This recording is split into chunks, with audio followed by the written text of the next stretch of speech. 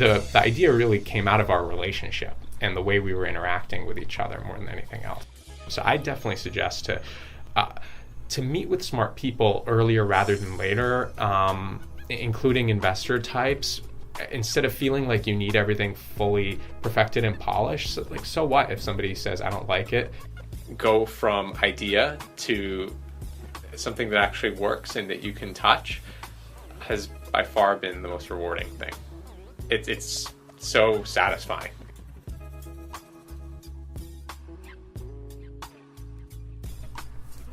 This is Katya Margolin at the Venture Cafe studio with Parviz Parvizi. He's a co-founder of Clammr, a social audio app. It's great to have you here. Hey Katya, pleasure to be here with you. So let's start by hearing about your background. I know you've had a wealth of experiences before getting into the startup world, so let's hear about that. Yeah, so I've definitely done a lot of different things. I think what's always motivated me is new experiences and learning and growing. So prior to Clammr, I spent a good deal of my career at a consulting firm, McKinsey and Company.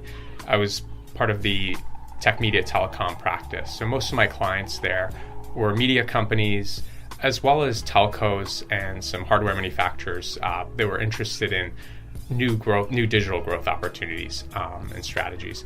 I've also spent different stints of my life at the FCC and in investment banking, and even worked for an African government for a short time developing coffee policy, and picked up a law degree along the way, which was a great 3 years of my life. So was there a consistent type of role that you played in all these different types of experiences? Yeah, my focus has always been on growth and also strategy, including growth strategy. That's been something that's interweaved most of my experiences.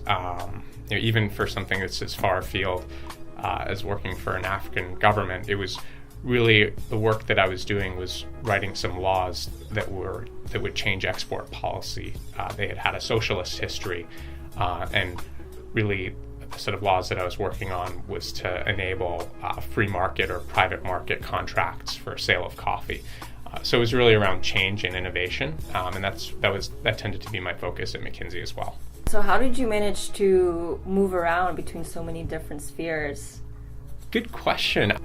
When I think about it, Katya, it was always through building personal relationships of different sorts.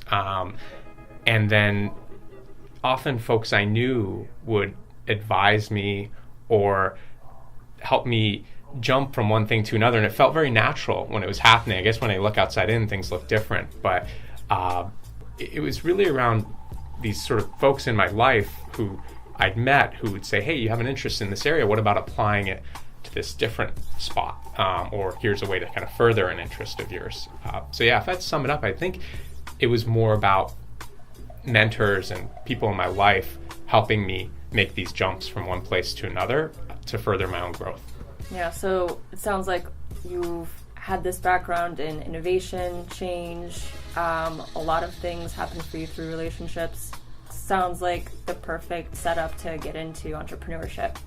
I think so, yeah. And even with entrepreneurship, I've thought of it less as I'm going to be an entrepreneur, and that being almost a career role, and it's been a little more of a natural evolution. So actually, the very first thing I did was in law school with a good friend of mine, we made winter hats for fun. And actually, he and I met on the first day of law school, and he's my partner at Clammr, 12 plus years later. We were both huge self-learners and self-developers, and so we love audio content in general. I'm actually a really slow reader, and so I find audio to be incredibly efficient. When I'm in situations that might otherwise be frustrating, like waiting in line or whatever at a store, I have an audiobook going or a podcast going. And it almost feels like cheating since I've discovered that in recent years. That was actually my main motivation. I remember the first iPhone I got, I said, this is actually a really efficient way for me to get audio content. And so he and I are often exchanging things that we've learned, like, hey, listen to this podcast, listen to this episode. And he was actually also a professional musician before we met many years ago in law school. And so the idea sprung from his brain of, why isn't there something like an audio Twitter? Why can't we share this stuff more easily with each other instead of giving this kind of long-winded reference to some episode of some podcast that you need to go look up and subscribe to and find? And the idea really came out of our relationship and the way we were interacting with each other more than anything else. Just something that you were already doing day in and day out. In a really inefficient, clunky way. And we sort of said, the world needs to have something different for doing this kind of sharing. Mm-hmm. Cool. So that's how you got the idea for Clammr. Yeah. What compelled you to actually go for it? What convinced you to leave the stability of a consistent paycheck to go start a company? It was a compulsion. I think that it was once, it's as if, how do I put this? It's as if you're walking down the street and you see a little glitch in front of your field of vision and you just want to scratch that little glitch out or something. It just kind of takes root and it grows. I think the other part of it for Clammr was our relationship. So we'd always wanted to do something together. And we'd already had this fun little hat business, which was great. We were running around Utah selling winter hats during, term break and skiing in them. And it was just fun. Now that business was like not a success. I mean, we made like thousands of dollars, right? Like nothing basically.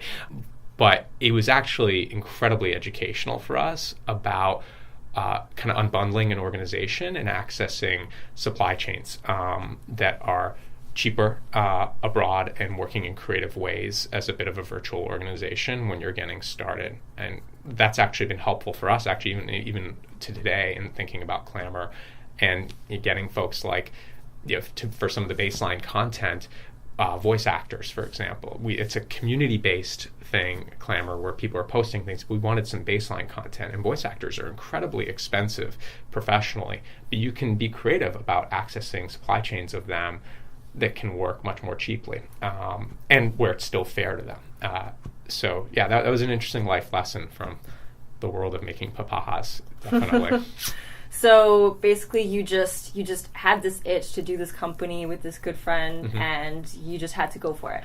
Yeah, we decided to then, that's what creates, it's like like the initial jet fuel that propels a rocket out of gravity in a sense, but obviously we then really sharpened our pencils and put on our McKinsey, and he'd been at Morgan Stanley as an M&A banker, so we're both pretty analytical, and then started thinking about, okay, well, what's the sort of size of the opportunity overall? What does the space currently look like? Where does this kind of fit in?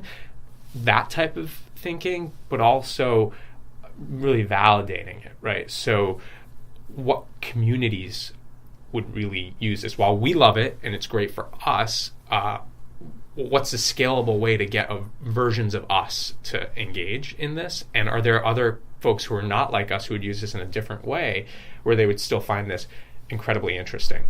So to do that, once we did that phase of some of the validation, first of all, we went and we used the opportunity to meet with investors just for thinking through that more pencil sharpening part of the analysis. And those were incredibly valuable. And friends were incredibly helpful in providing introductions to folks in a low risk type of way of, hey, these guys are pretty early in their thinking, but poke some holes in this. And that was really helpful to get smart people poking holes in them. So I definitely suggest to any entrepreneurs to meet with smart people earlier rather than later, including investor types, instead of feeling like you need everything fully perfected and polished. So what if somebody says, I don't like it, I'm not interested in interacting with you anymore?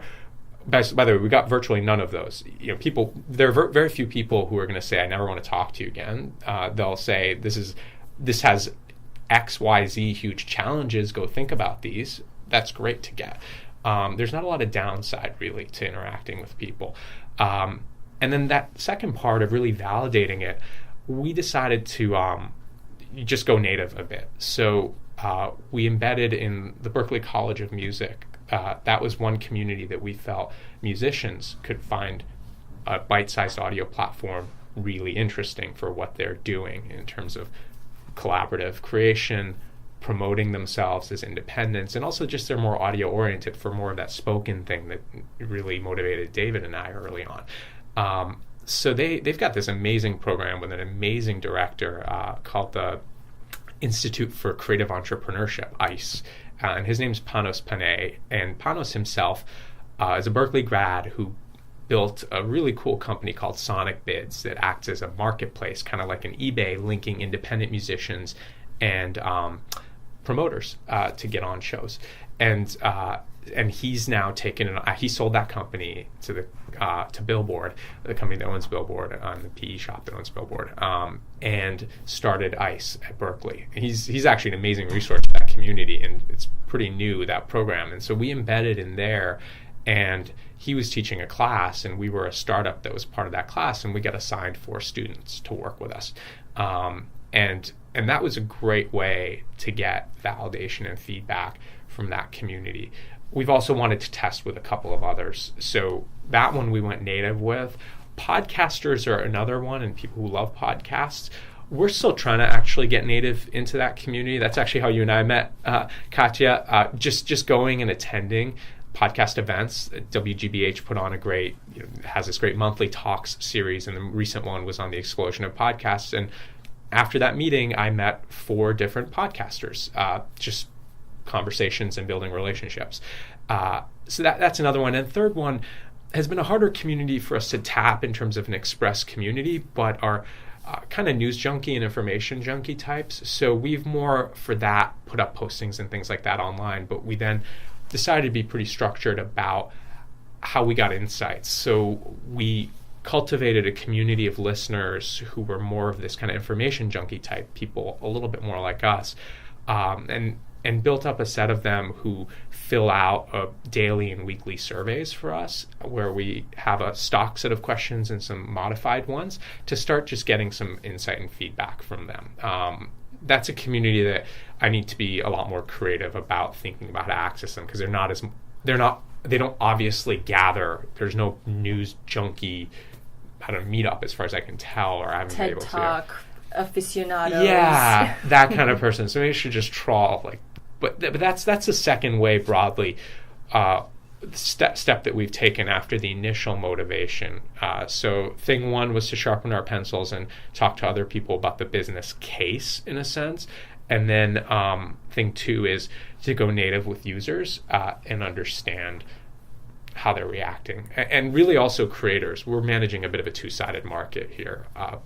Both people who consume and people who are going to create and post great content as well. Yeah, and you're connecting them essentially to each other, which is great. Yeah. So how did you go about connecting with investors for advice and getting their mentorship, or anyone else that you connected with, and how did you go about that initial strategic thinking?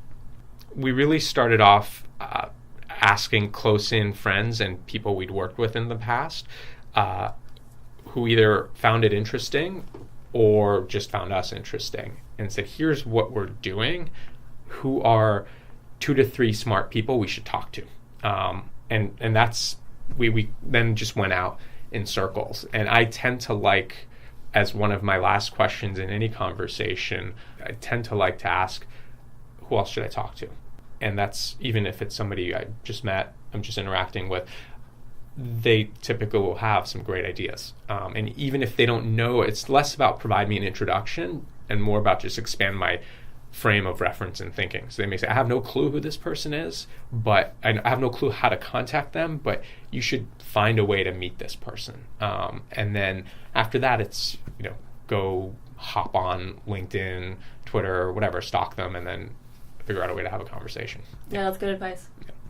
So is it just you and your co-founder? Do you have a team? Yeah, so we're early days. There are 6 of us, and then there's an extended team of folks who work as more contractors, et cetera, but are, we consider, quite integral and have built great relationships with. So how did you find the right people? Yeah, so it was, we tended to overweight relationships more than strictly you've done this and you're the right person, only because in my mind, very early on, the thing we felt was important to test for was an ability to stay committed, because we knew there were going to be a lot of ups and downs, a lot of twists, and tons remaining. And so David and I obviously knew each other and worked together for a long time. When we went and sought to find other co-founders, the way that worked was we actually sought out references, and somebody who David had known for 9-10 years had referenced him to Oren. We went through a dating period together mutually, right? He did some nights and weekends working with us, and it ended up being a good fit. And after that couple months of the dating period, he took a big jump and left his job and joined Clammr. So that it was really around personal fit and validation from personal relationships was how we started to build up. Yeah, so we see that recurring theme of relationships from when you were moving around between a lot of different interesting industries in your career before starting these companies, and now as you're building your team, everything kind of comes down to relationships and how that both helps you find the right people and right ideas. And and I think the right level of commitment. It takes a lot of stuff off the table, in a sense, around more instrumental concerns that you might have around how much work am I putting in? What's my share of this? What am I getting out of it? Those sorts of things, I think, when there's a lot of trust and commitment, tend to not really be in the foreground, and you're focused more on what are we trying to get accomplished. And starting a new organization is an insane thing to do. It makes usually no sense in the sense that there are plenty of established companies who have plenty of resources who can do virtually anything they want. And so it's definitely a tough road to slog. And so being in it with folks who you have a bit of this kind of underlying commitment to can be helpful. Mm-hmm. How is Clammr doing now? I know you have a handful of people as a team. Yeah. What else is going on? So we raised a little small round in the fall as a seed round, and that to sustain the team during building out the product, and then really a period of testing and finding some product market fit. We've been in a quiet period. We went in the App Store this winter, taking the password wall off. We'd had a password wall initially just to keep it closed, essentially, and have been iterating the product. And really this spring, we're coming out of our shells a little bit, and we'll be introducing ourselves to the public next month at something called NMX, the New Media Expo, which is part of the NAB conference in Las Vegas. That's a podcaster conference, the NMX, so that's a great way for us to meet and interact with podcasters. And really we're spending this spring and summer letting the public kind of know more about us. We spent these past couple of months since taking the password wall off really focused on iterating the product, being responsive to the early user community. And it's been, so far, we've seen great habit formation where folks who are join and then really are using it extensively on a daily basis and coming back, etc. So we feel like we still have a lot of work to do. It's not like you just stop on the product, but we feel like we have something that has found a bit of a community and a set of folks who are using it. And so now it's about shifting to smart ways of getting the word out. And how are you exactly presenting yourself at this event? Do you have a presentation or a booth? Or Yeah, so we got an exhibitor booth. We negotiated a half booth because we're small, and we applied to also separately be speakers at a productive event for podcasters, and they accepted that. And the topic of our session is how to make your podcasts social and socially viral. So that was something I think a lot of podcasters, they work so hard on their podcasts and they produce amazing stuff. And I think one of the things that we've heard, certainly going native in the podcast community, is how do I get the word out about my podcast? Partly because just podcasts are so clunky to get and access. There isn't really a great way. So we have some tips from what we've learned on Clammr about how to take advantage of really your top two assets as a podcaster, which, if you think about it, are your content and your listeners.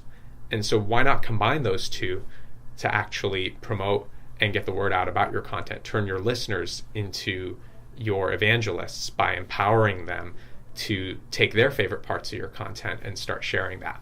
And that's a lot of what Clammr is about, actually. So I'd love to hear how you went about raising that first round of funding. So we raised a seed round, and it was really, more than anything else, a great educational process. We interacted with a lot of people. We talked to a lot of institutional folks. It became really clear that we were way too early for that as founders who really hadn't been at an established startup where that could be part of our track record. And institutional investors were unlikely to get involved when it was just at the kind of idea stage.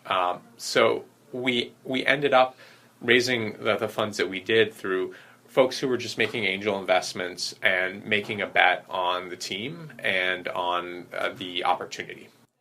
Okay. So what has been most rewarding about your experience? Seeing something go from idea to something that actually works and that you can touch has by far been the most rewarding thing. It's so satisfying. Can't say much more than that. Yeah, I can see it all over your face right now. It's too bad the listeners can't see it, but I can see the satisfaction. That's really exciting.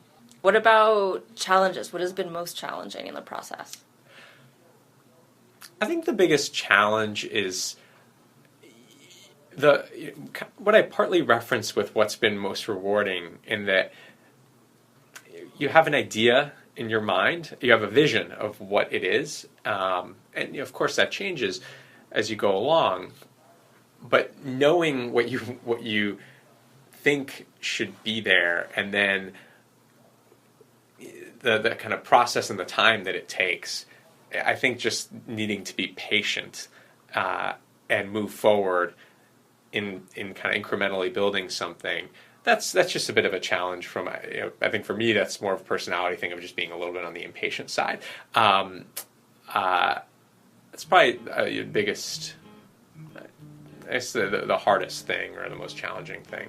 It's been honestly, though, so I'm a little bit why I'm struggling in answering is it's been a pleasure to do this. I mean, it's day to day building something that you love with a great set of folks and that you want to share with the world is fantastic. The word challenging doesn't really come up that much in my brain as I think about stuff, but I think the toughest thing is just being patient, and it's just things take longer than you would initially want.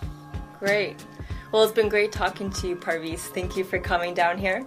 Thanks, Katya. It was a pleasure.